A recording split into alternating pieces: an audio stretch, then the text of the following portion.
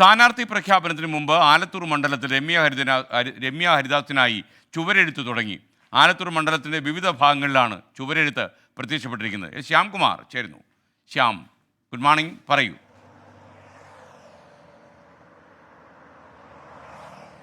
Good morning.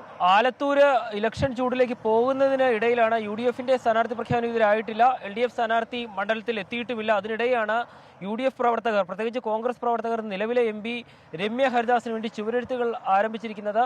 മണ്ഡലത്തിന്റെ വിവിധ ഭാഗങ്ങളിൽ ഇതിങ്ങനെ ചുവരെഴുത്തുകൾ വരുന്നുണ്ട്. പക്ഷേ ഇത് താൻ അറിഞ്ഞല്ല എന്നുള്ളതാണ് MP പറയുന്നത്. ഏതായാലും പ്രവർത്തകർ ആവേശത്തിലാണ്. MP ഇപ്പോൾ പലരെയും കാണാനായി, തെരഞ്ഞെടുപ്പുമായി ബന്ധപ്പെട്ട് സമൂഹത്തിലെ പ്രധാനപ്പെട്ട ആളുകളെയൊക്കെ കാണാനായിട്ടുള്ള യാത്രയിലുമാണ്.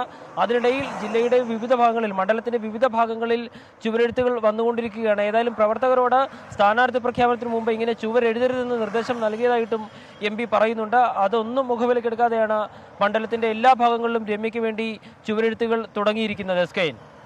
Okay, thank you Shyamkumar.